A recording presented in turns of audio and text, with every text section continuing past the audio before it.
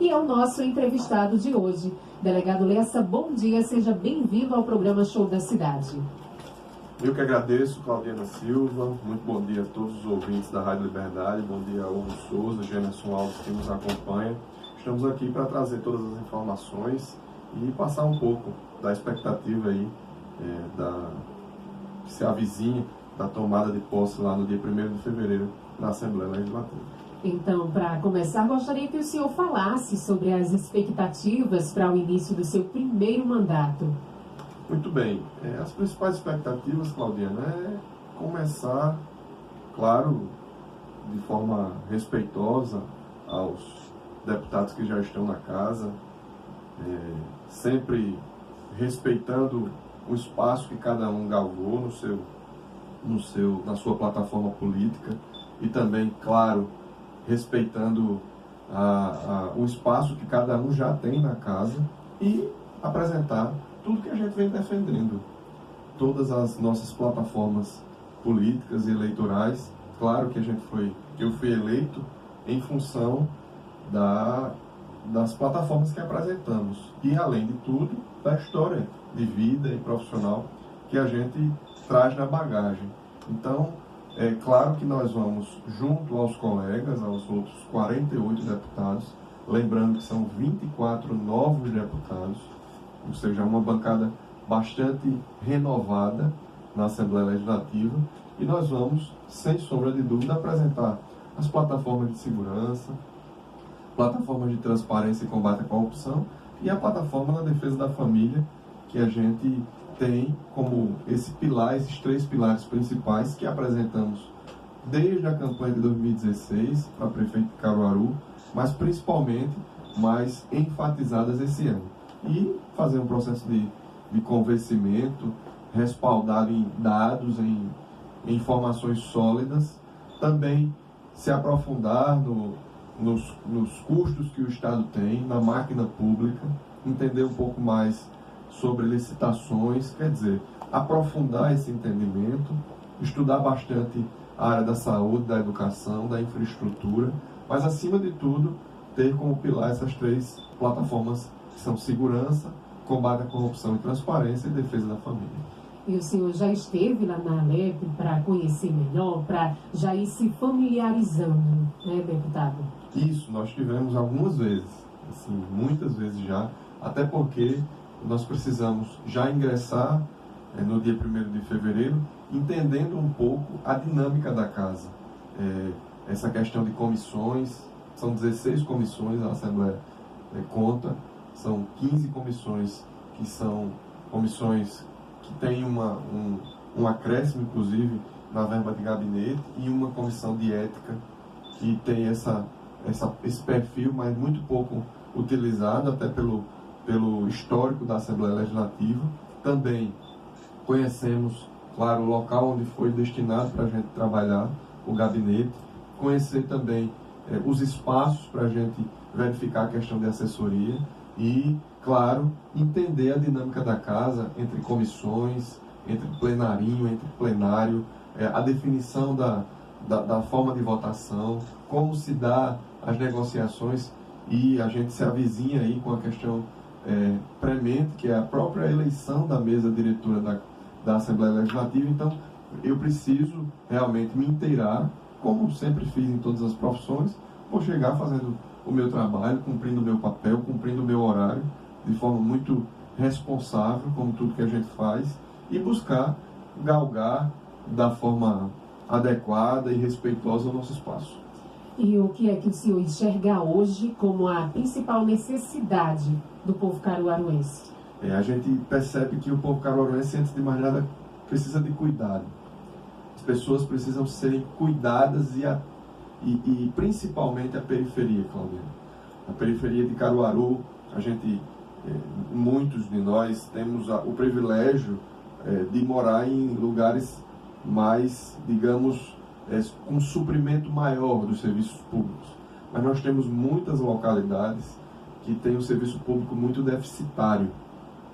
Caruaru, nos últimos 30 anos, eu acredito, e também nessa gestão, tem sido muito vista na área nobre. e a área mais necessitada, muito pouco vista. Por exemplo, eu tive recentemente no bairro Nina Liberato. Nina Liberato é ali conhecido por Lagoa de Pedra, aquela estrada que dá acesso ao Serrote dos Bois.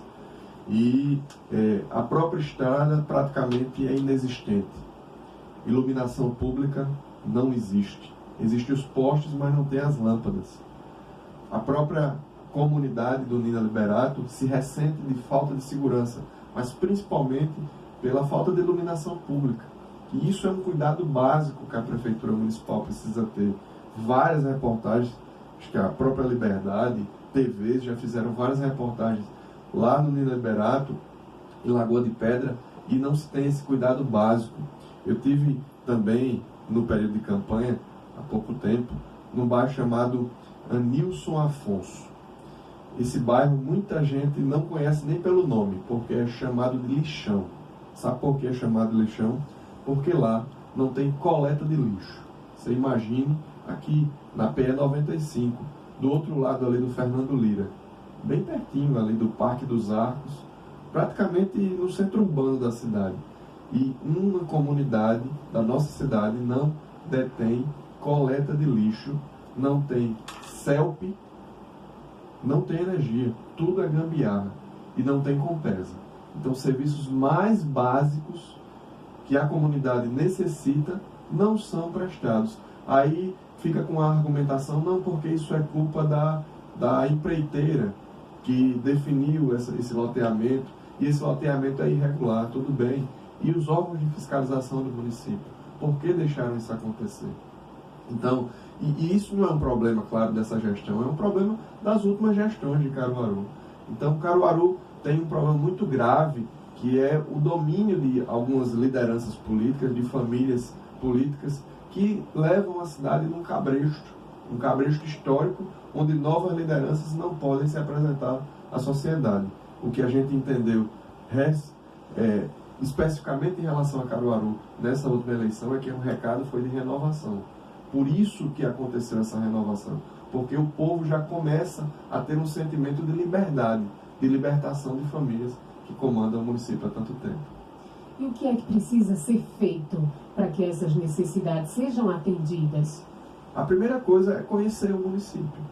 É que a gestora saia do seu gabinete.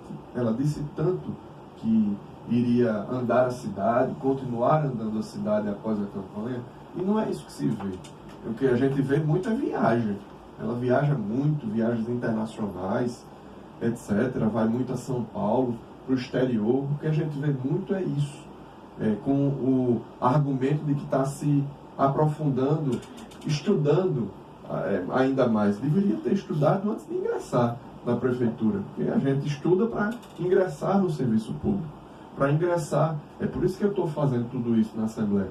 Buscando informações, pelo menos uma vez por semana eu estou lá, olhando o que está acontecendo, observando o passo a passo. Eu acho que a grande questão é conhecer o município e as necessidades do município.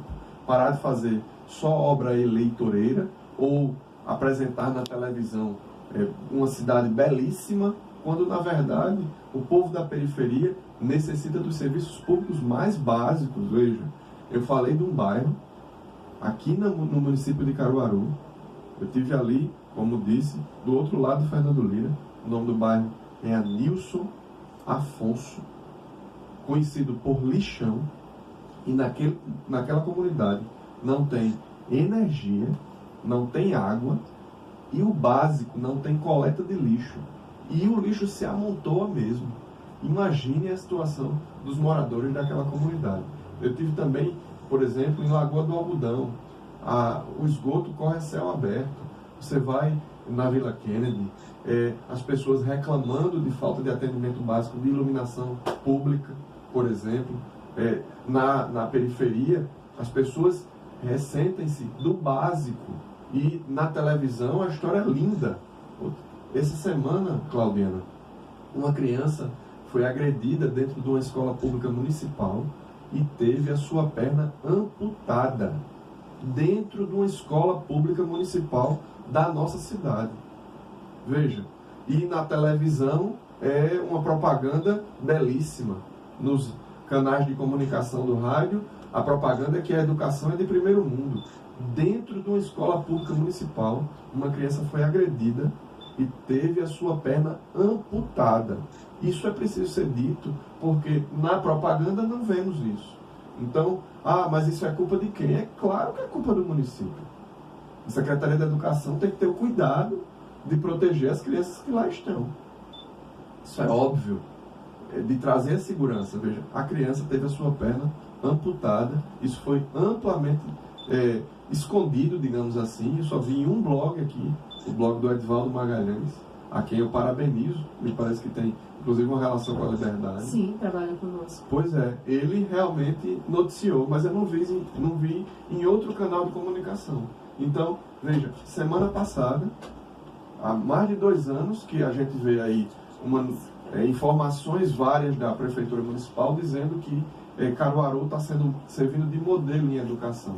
E teve uma criança que foi agredida dentro de uma escola que teve a perna amputada. E qual é a avaliação que o senhor faz da gestão de Raquel Lira? O senhor já falou, então, já deu início aí falando na questão da educação e nos outros pontos. Veja, nós precisamos ser transparentes com a população. É algo básico. Eu vi recentemente uma grande mudança do próprio secretariado, saúde, educação. Veja, os principais pontos de educação e saúde foram... E o outro ponto é segurança. Veja, nós temos aqui uma mudança na Secretaria de Saúde. A gente tem muitas notícias das unidades de saúde do município com grandes filas e pouquíssimo atendimento. Tem gente esperando 2, 3, 4 meses para poder ter um atendimento básico de saúde. A gente percebe também na própria educação a mudança do secretário da Educação. O Benildo era secretário e recentemente houve uma alteração. E por que foi que não foi dito publicamente? Não há transparência na mudança desses secretários. Olha, ele não estava fazendo um trabalho a contento, nós estamos alterando. Seja clara, seja honesta, transparente com a população. Nós apenas muda de forma sorrateira, só se sabe aqui e ali, de forma muito superficial, não tem uma explicação pública. É muito importante a transparência do serviço público. O serviço público, toda a máquina pública é regida por 5 princípios básicos. Chama-se até assim, o artigo 37 da Constituição, para você entender, ouvinte, é LIMP, legalidade, impessoalidade, moralidade, publicidade e eficiência.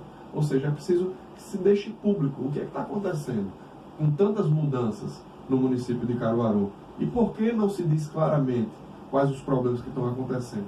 E para concluir essa análise superficial que a gente está fazendo, teria muito a se falar a questão da segurança. Iniciou-se o ano se falando, na verdade, no final do ano passado, que estava havendo uma prestação de um concurso público para guardas municipais. Eu estou estudando um pouco outros municípios de Pernambuco e até do país e percebi que o quadro da Guarda Municipal, por exemplo, de Petrolina vai ser quadruplicado. Fortíssimos investimentos em segurança pública. Segurança pública é dever e responsabilidade do Estado, mas direito e responsabilidade também de todos, inclusive do município. Se não fosse competência do município também a segurança, não haveria a Destra, não haveria a Secretaria de Ordem Pública, não haveria a Secretaria de Segurança Municipal no Brasil como um todo. Lá em Petrolina, o investimento é significativo em segurança. Aqui, precisou carro da Destra subir o canteiro da avenida por falta de freio para poder mudar os veículos. Então, os carros que estavam na Destra desde o início da sua implantação. As pessoas, os profissionais, com medo de andar no carro porque não tinha a mínima manutenção. Precisou um carro da Destra subir o canteiro por falta de freio, ali o canteiro da Avenida Agamenon Magalhães, para poder haver a mudança dos veículos. A gente ouve que tem uma expectativa de contratação de novos guardas municipais, mas me parece que esfriou o debate, o discurso. A gente está no início do ano. Segurança pública se faz de forma planejada. Se define que no começo do ano a gente faz estratégias, contrata pessoal, dá equipamento. Eu digo sempre, e repito, e tenho coragem de dizer, é preciso que a Guarda Municipal esteja armada. Nós vamos ter, daqui a pouco, o cidadão dentro de casa com a posse de arma de fogo. E o guarda municipal de Caruaru não consegue se proteger. Como é que vai proteger a população? Porque o município, a prefeita do município, não tem a sensibilidade de entender que o profissional de segurança pública precisa estar armado para proteger a si, inicialmente, e proteger a propriedade e a população. Já que o senhor falou em relação a esse decreto que facilita a posse de arma no país, o senhor acredita que é uma medida eficaz para o combate da violência no nosso país? O senhor é contra, é a favor ao posse de arma? Como é que o senhor vê esse decreto? Eu sou a favor da flexibilização do Estatuto de Desarmamento como um todo. Essa lei é a Lei 10.826, é a Lei do Porte de Arma. Lá em 2005 foi ouvida a população do nosso país. E o nosso país, mais de 63% da população disse que queria sim poder portar arma de fogo. Mas, infelizmente, o governo, à época, fez uma lei exatamente o contrário. Acho que o plebiscito, me parece que foi em 2005, a lei é de 2003. Era para confirmar ou não. É um referendo. Vou dar uma pensada aqui para a gente trazer a informação bem clara. É a lei do porte de arma, é o Estatuto do Desarmamento. Mas a população, 63% disse que o cidadão de bem poderia portar uma arma de fogo. O Estatuto foi exatamente o contrário. Ou seja, em contraposição, sem sintonia com os interesses da população. E tem mais, Claudiana. Quando você me pergunta se isso é uma medida de combate à violência, isso é uma medida de proteção que o cidadão pode ter.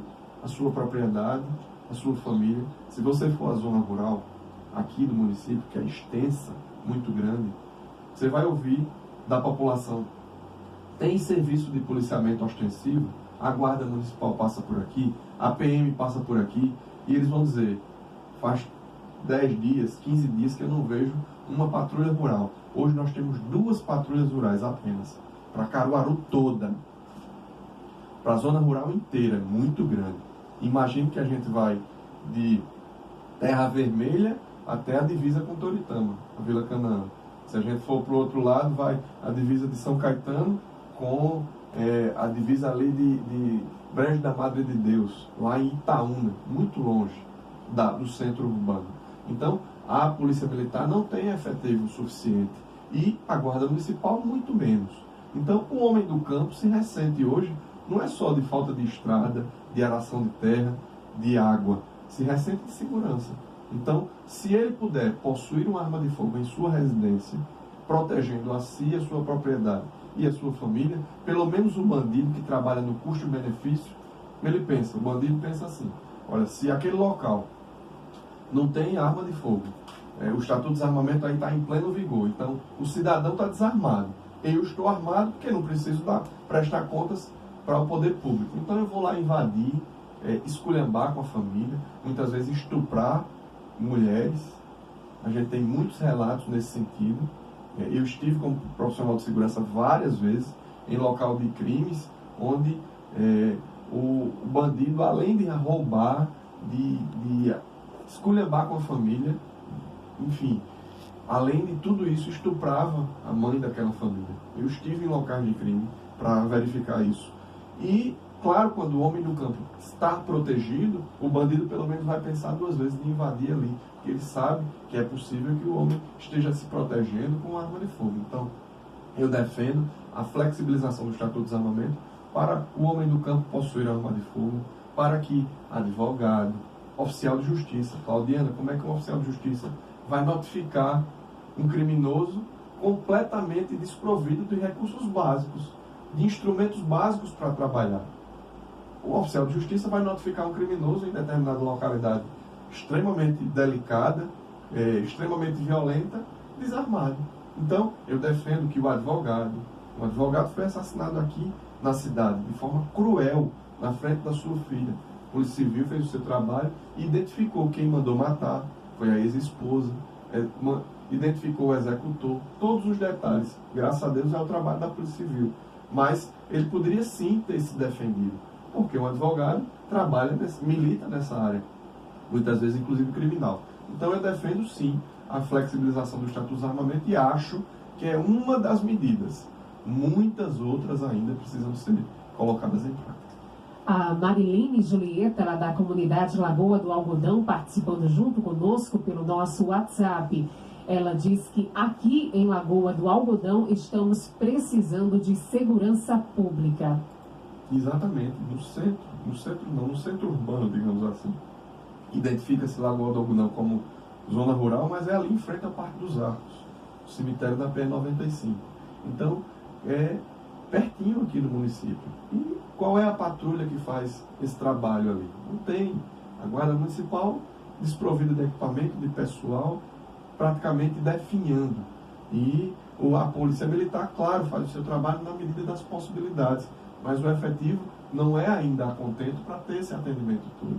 Então, são várias medidas. Por exemplo, se fosse uma localidade bem iluminada, principalmente no seu centro, poderia haver uma diminuição. Se tivesse o cuidado do poder público para asfaltar, até para acesso das viaturas, para ter um saneamento básico, quando o município, o Estado, o governo federal chega, a bandidagem precisa sair, porque não se sente confortável.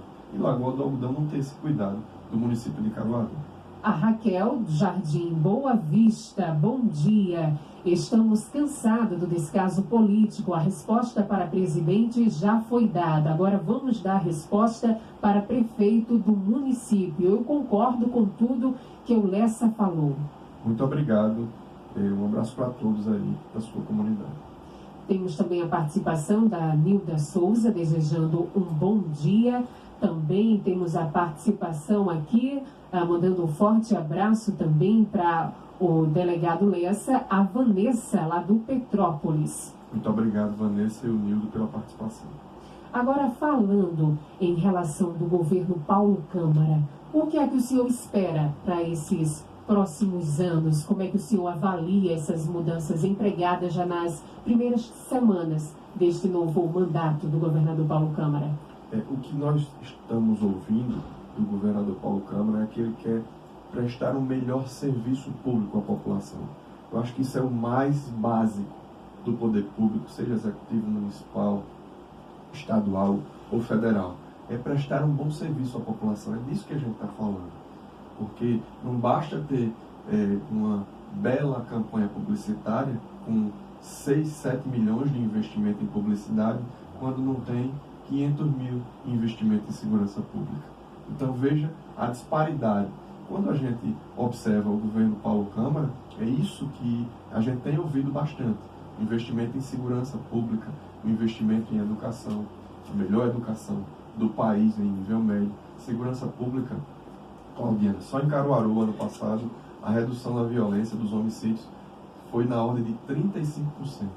Nós estivemos acompanhando a visita e a apresentação dos números do ano passado, no último dia 15 de janeiro do governo Paulo Câmara, aqui em Caruaru, porque ele tomou aqui a cidade como símbolo, porque foi o maior índice de resolução de homicídios, por exemplo, 62% dos crimes ocorridos em 2017, em 2018, aliás, foram esclarecidos pela Polícia Civil. Isso é um trabalho de muita qualificação dos profissionais e um trabalho muito aprofundado. São índices de esclarecimento de crimes de primeiro mundo. A gente viu poucas vezes. Eu fui delegado regional lá em 2011 e a gente tinha esses números, porque era um investimento muito maciço no pessoal, no recursos humanos e também muita atenção do poder público estadual para que esses esclarecimentos ocorressem. Muita cobrança, muita gestão, muita atenção a esses dados. E isso ocorreu também no ano passado, além da implementação do BIESP aqui, né? Esse batalhão de integrado especializado trouxe um sentimento que a população de Caruaru perdeu nos últimos anos, que é a questão da segurança. A sensação de segurança tão falada. Hoje, as pessoas têm uma clara noção de que estão guarnecidas, pelo menos que tem um suporte básico. É claro que precisa melhorar muito ainda. Ainda houve quase 170 homicídios o ano passado aqui na cidade. É muito, ainda é muito, mas é uma redução significativa em relação ao ano de 2017, que houve 262. Então, é uma redução de 35%, e a gente tem visto que o governador Paulo Câmara quer trazer mais serviço público à população, mais saúde na ponta, mais educação de qualidade, escola em tempo integral, além da questão da segurança pública. E, claro, a questão do equilíbrio fiscal. Eu também vi uma declaração dele dizendo que está com a corda no pescoço. Os números relacionados à arrecadação e investimentos estão além do limite. Então, é muito importante que o país volte a crescer para que a gente possa também respirar. E agora, voltando a falar sobre o seu mandato na Alep, como é que o senhor espera que seja a atuação e o entrosamento da bancada de Caruaru na Assembleia? Até o momento, o senhor e os ex-prefeitos Tony Gel e também o José Queiroz serão os representantes do nosso município na nova legislatura. Acho que vai ser bastante tranquilo essa relação, até porque todos somos, digamos, servidores da população, então a gente tem que pensar na população de Caruaru, que é o principal eleitor nosso, tanto meu quanto dos outros que você mencionou. E, claro, eu vou tratar todos de forma muito respeitosa, muito, digamos, com muita urbanidade e respeito e cordialidade. E eu posso falar por mim, vou buscar sim recursos públicos para o município de Caruaru, independentemente de estar apoiando ou não a prefeita do município, mas eu busco valorizar a nossa terra, e aí nós vamos destinar orçamento para o município de Caruaru, buscar recursos, buscar realmente ser uma voz que busque representar o nosso município e a nossa região. E aproveitando que citamos os dois ex-prefeitos aqui de Caruaru, já se fala bastante sobre a eleição municipal. O seu partido já discute esse assunto? Eu não assumi nem o mandato de deputado, né? Mas são especulações, né? Pois Os é. nossos ouvintes querem saber. Eu acho até, Claudina, que as especulações são muito dos jornalistas, dos apresentadores, e o povo não está muito preocupado com isso não, viu? O povo quer o pão na mesa, o seu leite, a sua segurança, a educação, saúde, o povo quer emprego. Eu vou dar só um exemplo do nosso município. Aqui na Rua Duque, bem pertinho, nós temos 17 lojas fechadas. Veja, 17 lojas numa dos principais locais de comercialização aqui do município, todas elas 17 fechadas. De um total, sei lá, de 60, 70, não sei exatamente. Mas numa rua muito importante, ou seja, isso é falta de emprego, do básico. Isso não é dito na campanha publicitária, na televisão. Isso é a realidade. O povo precisa de emprego, de segurança, de saúde, de educação, de respeito. O povo precisa de cuidado. O povo da periferia precisa ser visto. E é isso que a gente vai buscar. Eu começo no dia 1º de fevereiro como deputado estadual e realmente eu tenho ouvido muito, principalmente no jornalismo local, porque é claro que o jornalismo local e político vive de informação, de notícia e muitas vezes de especulação. O que a gente tem a dizer é que eu vou fazer um trabalho muito voltado para o nosso município, até porque o nosso principal eleitor é aqui, eu tive quase 23 mil votos só na cidade de Caruaru, e a gente vai buscar recursos, orçamento para o município e, claro, em 2020 a gente vê qual é a situação e se o povo da cidade de Caruaru desejar, a gente vai discutir com o partido se for viável ou não um pleito para o Executivo Municipal. Mas nesse momento eu quero assumir o mandato, trabalhar pelo povo do estado de Pernambuco, mas também, principalmente, por Caruaru e região. Delegado Lessa, muito obrigada pela sua participação mais uma vez aqui no programa Show da Cidade e desejamos muito sucesso nesse seu primeiro mandato como deputado estadual. Eu agradeço, Claudina, como servidor público que sou há muitos anos, mais de 20 anos, como servidor público, como delegado de polícia há mais de 10 anos, eu quero servir ao povo que paga o meu salário. Sou servidor público, então a minha missão ainda mais é servir, porque como servidor público concursado, você chega através de seus méritos e das bênçãos de Deus.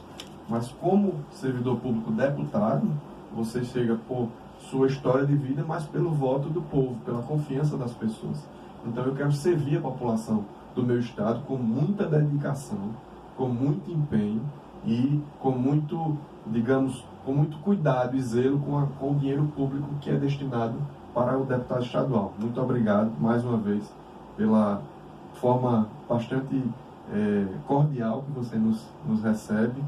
Deus abençoe a sua vida, a nossa história e a nossa semana. Um abraço para Gêneson e Hugo, que nos acompanha, Carla, que fez o contato aí da produção, e um abraço para todos os ouvintes. Que Deus nos abençoe.